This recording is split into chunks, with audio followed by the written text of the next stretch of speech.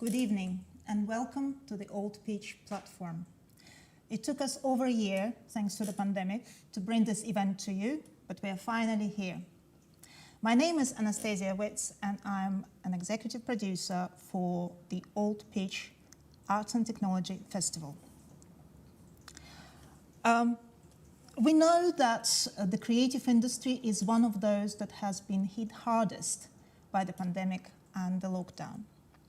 According to the survey conducted in the beginning of the first lockdown by the Artist Information Company, 82% of the artists and people engaged in the creative industry were severely affected by the lockdown. Their engagements have been cancelled or postponed. 95% of people in this industry saw their income disappearing or significantly reducing within weeks. These are only statistics, these are only figures, but behind them there are real lives, families, aspirations, experiences, lifelong study, and all those things that affect people directly. Today, we decided to speak to some of these artists that were successful in dealing with the situation, and they did it using digital technology. But before, I would like to invite you to follow onto our website, because AltPitch Festival is in full swing, and make sure that you help us to decide who will get the festival commission this year. Please watch and rate 8 shows in our main program. You can also connect with us through social media, on Facebook and Instagram, and you can also leave us some comments in the commenting section under this video. Without further ado, I would like to introduce my first guest. This is Polina Shepherd. Polina, welcome. Hello, welcome to the platform. Welcome. So you are a performer, a composer. You run a number of choirs, including London Yiddish Choir, Brighton and Hove Russian Choir, and a few others. Yeah. So you've run how many online sessions since the lockdown? To be honest, I've lost count. It's definitely 150 and counting, maybe more. So impressively, over 150 online sessions, online choir sessions. That's without performances, it's just the teaching. And you also did online performances. And playing for silent films. Right, okay. Community choir and digital technology is not something that you often find in the same sentence. Yeah. So how did you manage to bring these two things together? You know, when the pandemic hit, and it was exactly a year ago, and I was lying in bed with my COVID, I was thinking, what the hell am I going to do? I have to cancel absolutely everything. And I came up with an idea of people from my choirs singing with me rather than singing in a group in one room. So I came up with this idea of people joining me from their homes, singing with my accompaniment, me teaching them songs, and there would still be that interaction, there would still be this sense of community because we'd see each other's faces. And I started investigating about Zoom and then sent links to my choirs, and then it opened up to the rest of the world, and now we have 101 sessions of Sing With Me that we've run online so far. And how easy did you find to engage people in this activity? Because I would presume that many of your choir members are in the age where digital technology is not a part of everyday life necessarily. It's interesting. It wasn't really, and it's not really to do with their age, it's about how much they actually want to engage with the activity. So I have 8-year-olds who figured out how to use Zoom on their tiny little phones, right, or they bought new devices to just be able to do that. And I have 20-year-olds who found other things to do. So I would say I lost about maybe 50% of my choir people, but I gained the rest of the world's, you know, whoever wanted to join me from other countries. So did it expand you geographically as well? Oh yeah, very much so. I have people from Brazil, New Zealand, Spain, France, Dubai, Hawaii, Iceland, you know, it's fantastic. Today we're also talking about the ability of the artists and people in the industry to earn through their activities during the lockdown. So what was your experience there? Did you manage to keep some of your income, and how did it happen? that was another aspect that got me thinking straight away, because, you know, I love my community, but I also need to eat something. So I devised the system. At that time, you know, a year ago, it felt different. The pandemic felt different, and people were desperate. It felt a bit more desperate, and people were panicking. It was a bit more kind of strange. Now we got used to it, and stressed, yes. So I thought that if I make it voluntary payments, and if I make it through my website or via PayPal, those who can pay, they will, those who can't pay, they won't. And I ended up with quite, you know, most people paying. It was 80% people paying, and then some people were saying that they'd lost their jobs just like me. But they helped me with publicity, and I'd ask them to write some nice comments or do something else. So it's worked out very well for me.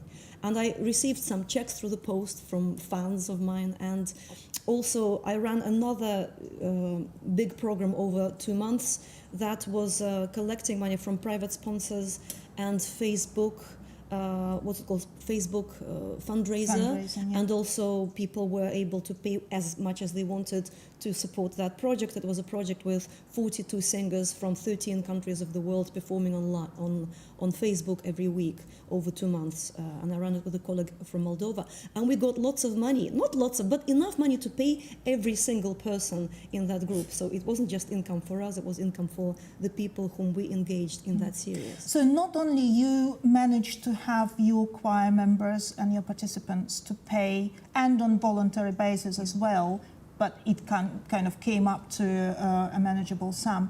You also found some funding for community projects that you run online, is that correct? Yeah, a bit. But it wasn't, I wasn't contacting people directly, can you please help with some money? People were actually coming forwards with these. Why do you think people so easily connected with that? I think it's a very small layer of social, it's a small social group, people who really appreciate the art. They really see how much we struggle now, and they also really see how much we are in need of that kind of communication through art, through singing, through other things. And I think they just feel the value, they know the value.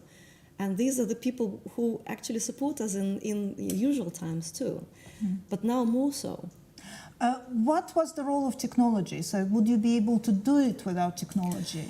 Oh, I had to learn so much. Of course, I wouldn't be able to do it without technology. I had to learn Zoom. It's still very basic. It's still very basic what I do. But I had to buy my own, new microphone, a new keyboard, a video camera. I had to learn how to use buttons on my website so people could pay different amounts. I had to learn how to do fundraising of different sorts. And, it works on the level that I needed it for. And did you enjoy this learning? It wasn't really taxing? No, but I didn't really have many people to ask for, and I didn't feel I could ask people without paying them, and I didn't have enough money to pay them. So it was just you had to make it easier for them to pay. I just did what I could, and I'm still learning. I'm learning new things every day. And looking into the future, hopefully the lockdown will be lifted soon. How much of this practice you're going to continue using? What are your plans? It's so difficult to predict anything.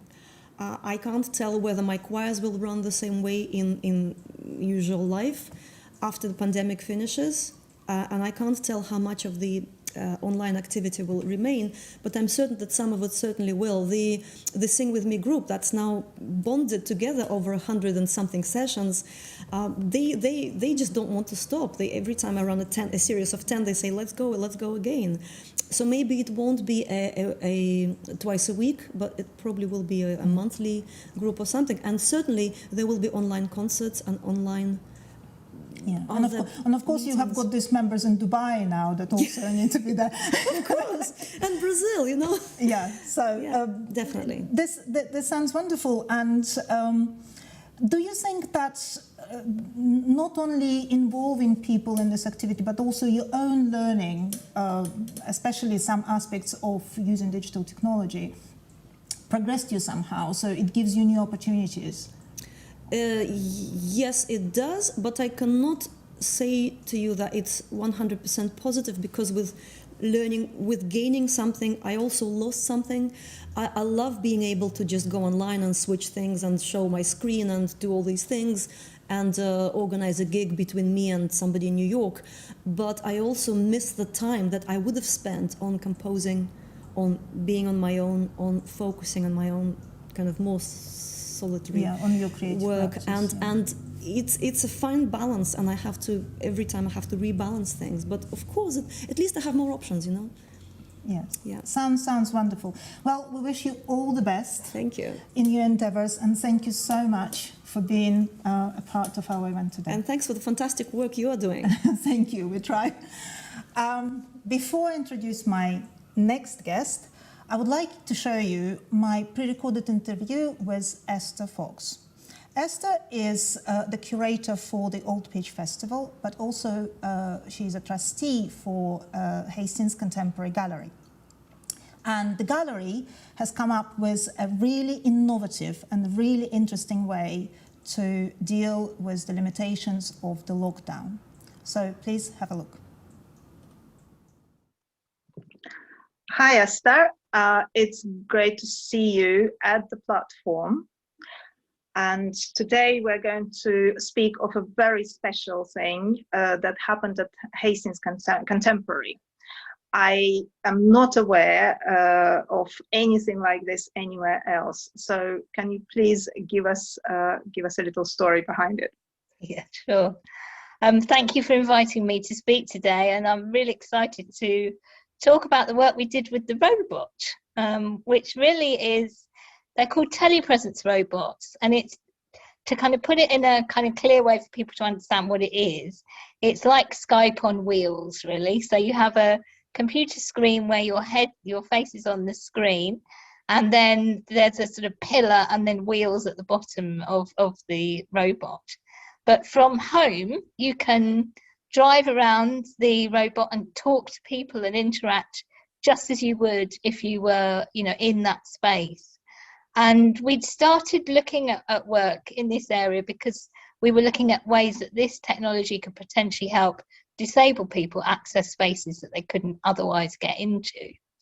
But of course, when lockdown happened, you know, that meant that everybody wasn't able to get into spaces, and we all became, in a way, disabled by that environment of not being able to go out and physically get in somewhere.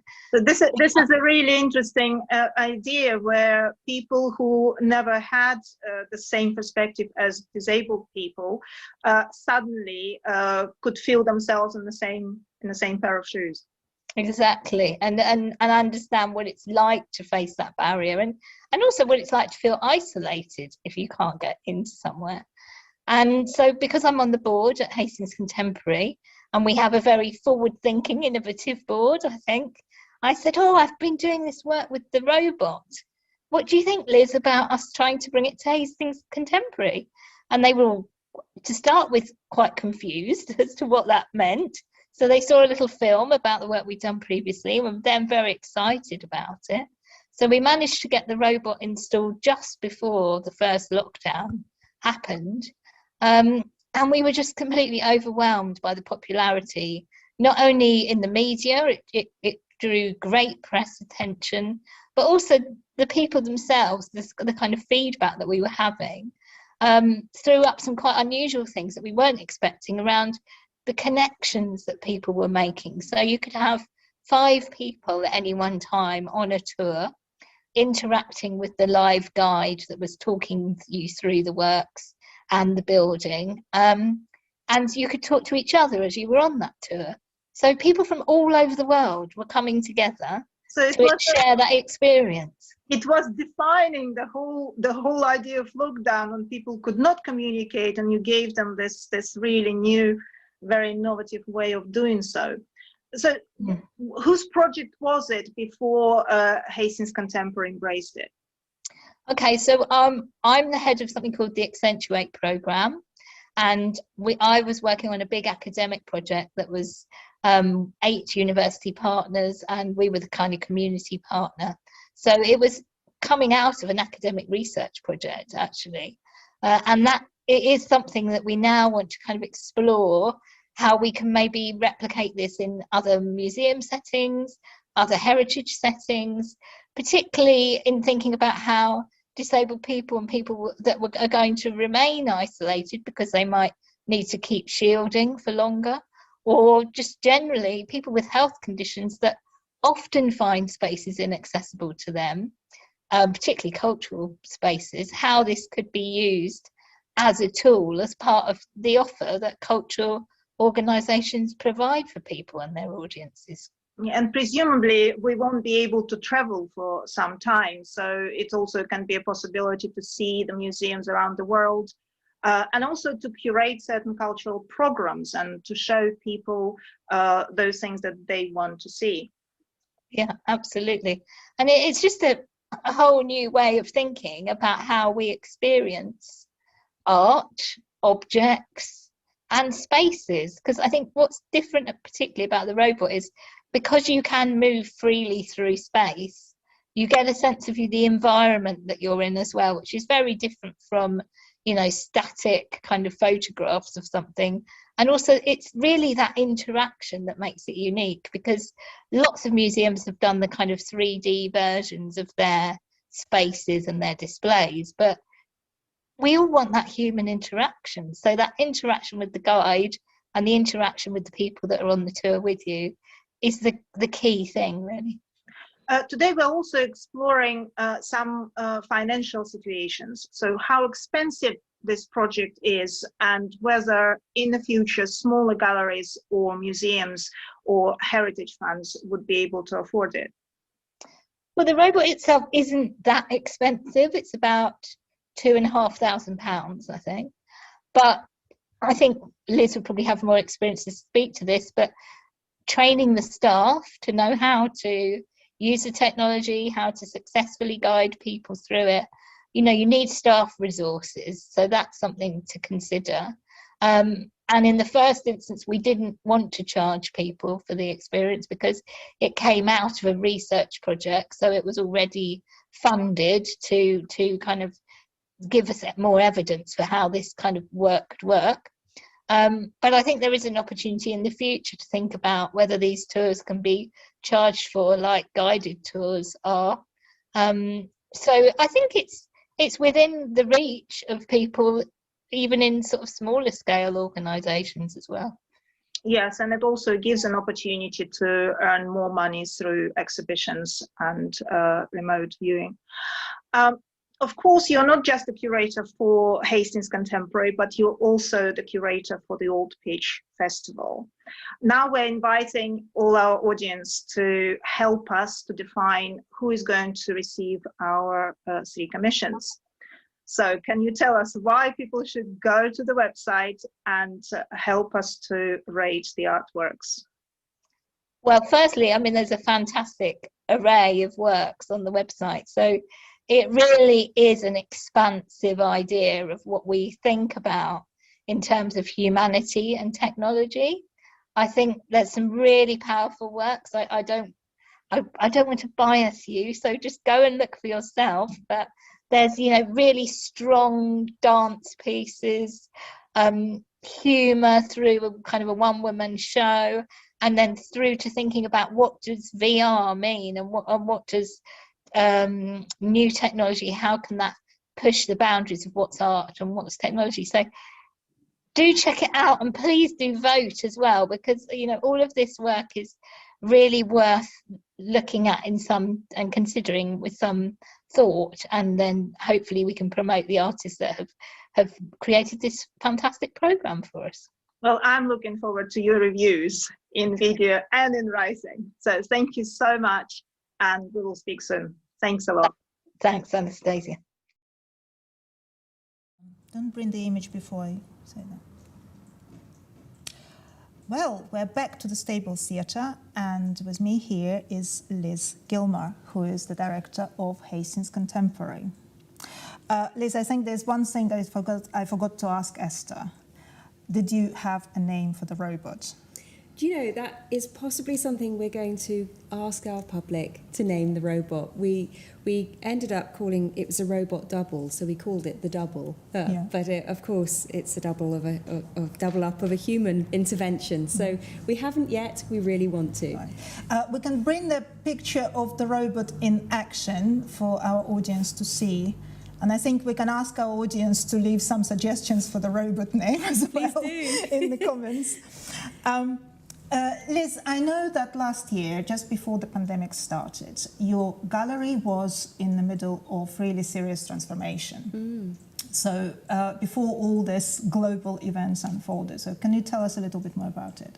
Yeah, I mean, we were in transition before the pandemic hit, and I think it's fair to say we were already running, and perhaps that's why the robot invention came so quickly for us, because for us it was devastating closing the doors to the public at that point where we were just transitioning into the new entity, the charity Hastings Contemporary, and so to immediately have to close our doors to our members, supporters, our visitors.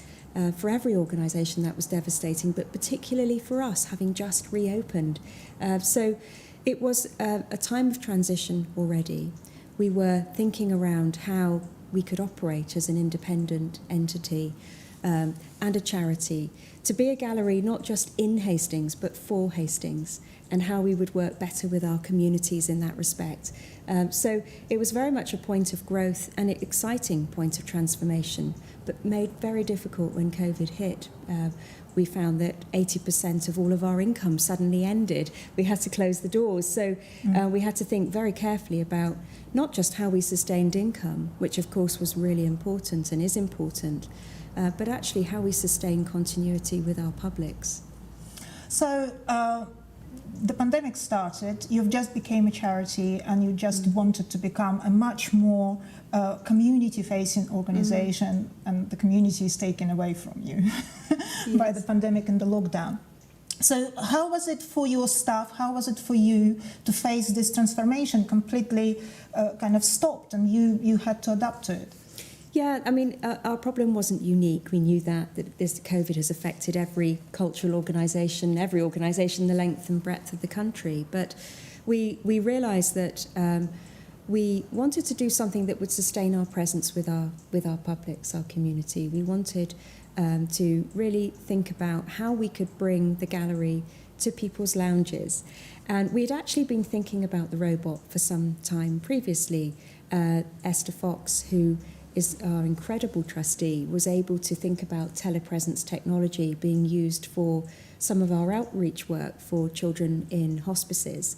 And so we had the technology idea early enough, but to then apply that to sustaining contact with our public, that seemed like a natural transition. So we sort of transitioned the idea to enable us to open up robot tours of our gallery.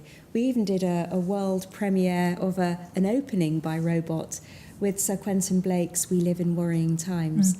And that was wonderful. That was amplified, had a national audience. And it didn't bother you that your gallery, that is in fact a classic art, visual art gallery, all of a sudden had to embrace all this quite innovative way? Well, I think you touch on a really interesting point, because a robot can seem a gimmick, can't it? Everyone talks about the robot, and there's a sort of suppressed giggle with intrigue as well. They love the idea of it. So for us, it was a serious point. Can a robot replace in any way the kind of experience you have when you look at art? And of course, it's a really different experience. What we're not saying, of course, it's easy now. All you need is a robot. But what surprised for us was, yes, you can see the exhibition, you can inhabit the space, you can feel the poetry, and you can move around. You have autonomy in this. So whether you want me to be the driver, I've done some of those robot tours, and join as a passenger, it's like a virtual golf buggy, or whether you want to drive it yourself, and some of the press have, you have this unique moment of being able to enter a space at a time of day maybe that you couldn't otherwise have gone, and for people who otherwise couldn't go were able to visit the gallery. But the real surprise was the fact that it had this incredible galvanizing power, that we were connecting people from around the world. And in a guided tour, I've done many guided tours in the past at the National Gallery and places like that, but what we find is that there are a certain group of people that might be able to visit that day and join a guided tour. The robot brought people together who may never otherwise have opportunity to meet. from such different circumstances in life. And for us, it was so exciting to see the way technology could bridge new ideas in audience development and be a very empowering way of bringing audiences to see our exhibitions. That sounds really, really fantastic, especially as there's so many accusations towards digital technology that it's a very divisive element of our life. But one worry put aside, would you be prepared to embrace more of the technological solutions in the gallery in the future? In fact, it's given birth to just that. We are working with a digital specialist to really look at how we can embrace technology better across all aspects of our operation. We certainly want to really pursue the research element of the robot, and we've got funding bids in the pipeline in that way that will hopefully enable us to sustain contact with the audiences who perhaps could never come to the gallery. And we forget that we've all been in lockdown now for the best of a year, on and off, but some people live their lives that way. So it was a real reminder to us that technology can be used to bring new audiences who really couldn't otherwise come, but also that we can think much more about how we want to, say, involve schools. We've worked with every school in Hastings and St Leonard's in our local area. But actually it's very difficult for schools, even now they've reopened, to do any cultural trip. So one of our ideas is to offer this to schools to enable children in classrooms to be able to connect as well. And even the potential now of social prescribing.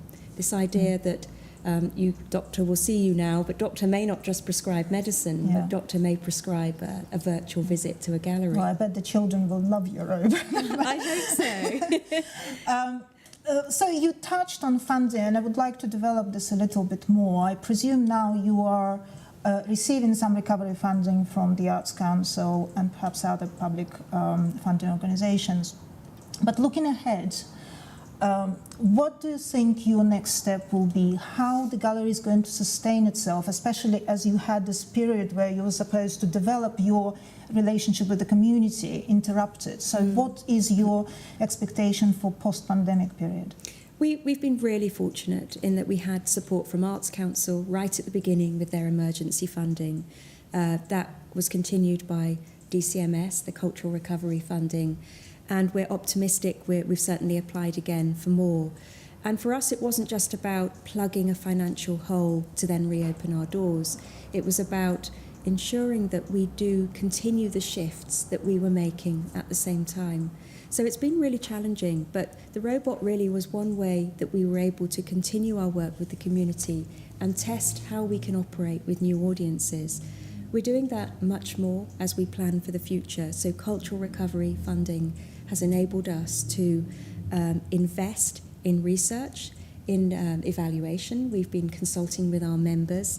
We're really looking about how we can continue to really encourage our membership to grow within the community, but also how we really develop the learning and outreach that goes on at the gallery. Before lockdown, we worked with every school in the area. We did an under fives programme, Little People's Adventures.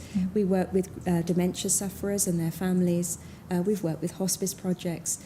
We have a youth group. So we're doing all that again, but possibly in a blended way where we can embrace technology to revive it quite quickly, because that really matters to us.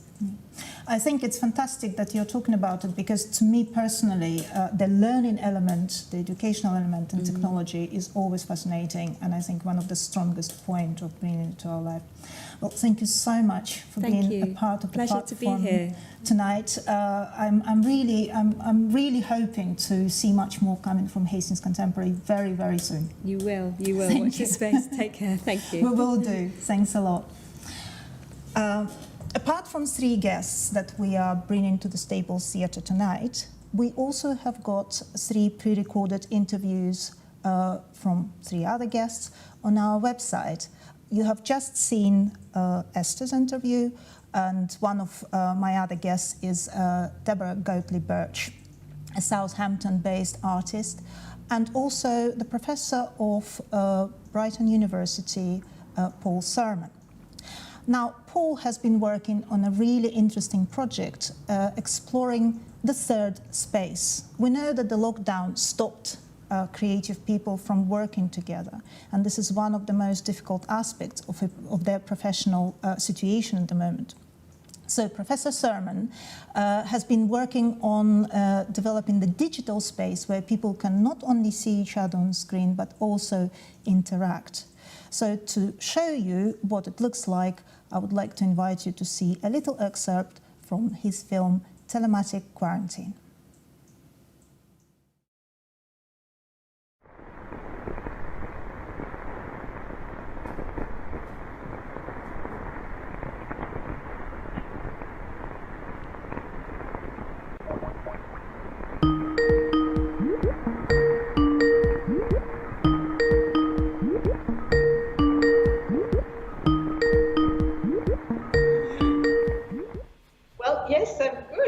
I brought a little present. Oh, you really? That's very kind of you. You didn't need to do that. Just, right, Yeah. well, come on in. Come on in. What have you got there? You just got up. It's early in the morning still. Oh, yeah. Forgive me. I wasn't expecting visitors quite so early. I can play you a little bit of piano if you like, just to sort of Yeah. relax. Here we are. So play piano music. Just listen to that for a minute. There we go. Let me take you. Let me show you around anyway. Let's have a little look around. I haven't had visitors in a long time, so it's very nice of you to visit me. But we go. Yeah. Please, let's go in the kitchen. Yeah. And what sort of plants are that? Oh, that's a very it's a bit of a spiky cactus. So be careful. Don't. Okay, yeah. Yeah, just be careful with that one because the spines are very fine. So you. And smell. Is that? Yeah, I can't smell anything actually. I have to say I haven't smelled anything. But maybe we could just go inside. What do you think? This is just going to get too much. I hear that someone lights a fire or something. It's still smoking everywhere. Well, that's better. Don't have any trouble with plumbing. That would be good. Well, you see, I do because.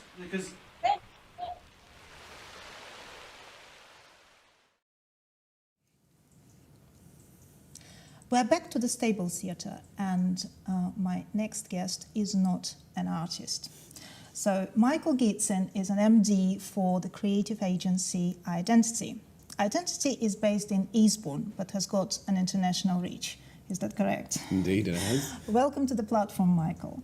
I know that one of the new ways that you develop your business, especially as a result of the pandemic, was creating digital events. Could you tell us a little bit more about it? Happily. So I guess the best way to position Indentity is that we are a global events agency, and like many others, an industry that's been hit very hard by the impact of COVID. And so our need to adjust and adapt, and I guess the word that we've been using in the industry is to pivot. And so we've had to pivot live events into a virtual space. We've done it. Has it been done well? I think in many cases, yes. But I really think it's down to the content of the event and your audience that you want to connect with, of how effective that really has been for many people. And I think out of necessity, we've had to look at a virtual solution to events. But do all of them have legs further into the future? I don't think so. I think that appetite to return back to live interaction is so vital to so much of the human experience that we want from an event. Even listening this evening, there are many things that people can benefit from, I think, when you've pivoted to events. The great example about reaching a much larger audience. You know, you're no longer strangled by the restrictions of venues, geographical footprints, even time zones. And I think we have just had to adapt what we are doing to fit the needs of the audience now that people are working from home and you can't get them all together in one space. So when we're talking about digital events, of course, this is something very close to any performing artist. My own agency, smaller than yours, Artist Digital, had to develop a new streaming service specifically for performing events to serve the artist and the audience within this lockdown. And by the way, I would like to thank my team that is streaming our event today. So what we discovered working on this is that you cannot just take any live event, video it, and then stick it on YouTube. So people have to start thinking differently when it comes to digital events. They have to really rethink the idea of space and lighting and timing and everything else. Is it something that you discovered with your business customers?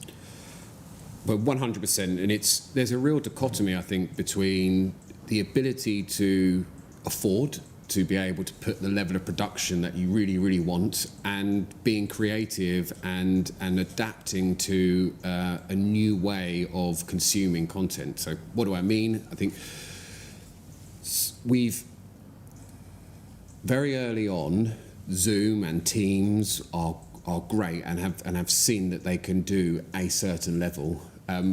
What TV programs have done really well is this terminology we've been having, which is around broadcast quality to what you're doing. And I think that element of broadcast quality is what will need to better moving forward. I think we consume so much content, and the expectation is when you dial into an event now that it wants to be slick, it's got to be good, it's got to be different. You know, what's the difference between me being on now Zoom or Teams is kind of everyday life. And I think if you're there to create, to sell maybe something, then you've got to think about how you're differentiating yourself compared to others. But I think, most of all, it's really about finding that balance. And I think that whilst at the moment there are no alternatives, anything is pretty good. I think when live comes back, if you want to remain in the digital space, then it's got to be of a really good standard. So and you have to probably bring something unique that you can only deliver through digital space. Yeah, and what better than arts and the creative industry to do that? I really think that, the tech guys are amazing helping to facilitate the ideas, but really from creative and arts, we should be doing some of the best things in this space and being brave to try new things. Yeah. So now people are really getting quite tired of digital space too, because we're constantly on Zoom with our meetings and we have to consume a lot of screen work throughout the day.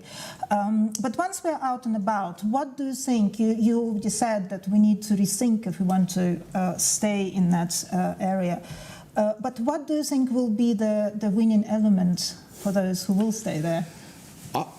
I think it's not trying to compete with live and to embrace what digital can do. And I think some of the learnings we found really early on was you definitely can't do a one-day event or a two-day event and just put it out there live virtually and hope you'll retain the audience. There's too much distraction at home. You're not asking people to be centered in a single place for an entire day. They've got loads of distractions. And I think actually what you can do is create something that's pithy, that's quick. And I think where we found virtual to be really successful is opening up things that you couldn't get in a live environment, taking somebody on a journey that they just couldn't experience that was unique. You can, even tonight, we can be sat on the moon, and you can't, we are. and you can't do that in a live environment. I think that's where we can be really smart. And I think also is, we've even listened to this evening about generational gaps, disabilities, accessibility around events. Well, what a great way of bringing content to people virtually. And I think the thing that we see having legs moving into the future is the digital twin to what you're doing. I think for the first time, this adoption at such a quick rate of technology means that we can amplify the audiences of the events that we're doing, and we're no longer restricted to the 100 people in the room. But why not reach for the stars and have 1,000 people, with another 900 online accessing what you're doing? And I think that is going to be the key to maximising what it is. I don't think it will be a straight return to life, because even earlier singing lessons, it's great to have such a large audience now.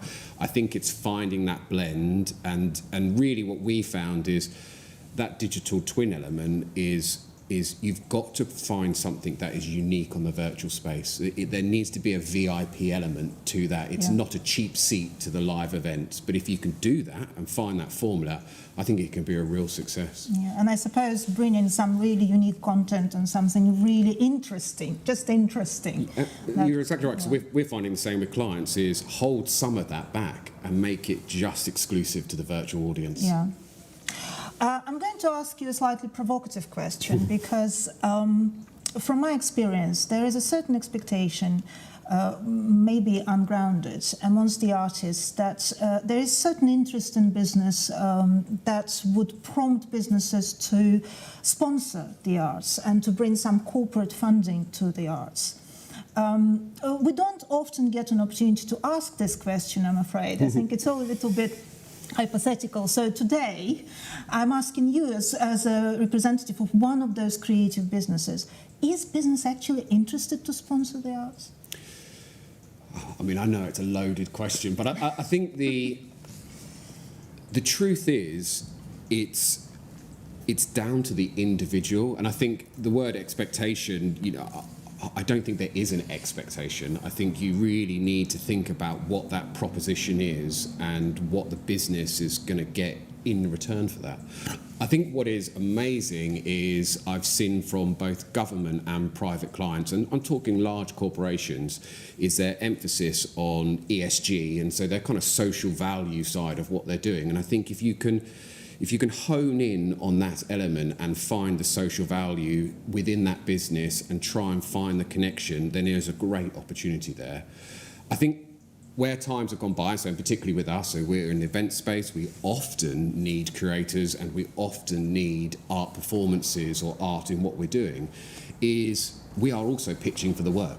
And so we don't have funds to do what we want to do. And I think that's quite alien because artists, you know, earn their income for charging for their time.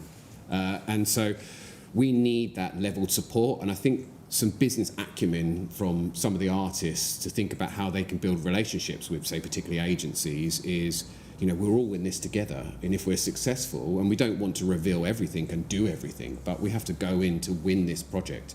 And if we win it, then comes the funding. And I think that's quite alien at the moment, where lots of artists want to be paid up front to give their work over. And I think the other thing about, you know, trying to find an income out of this is for businesses to understand the power of art and creativity, and even talking about engaging with schools.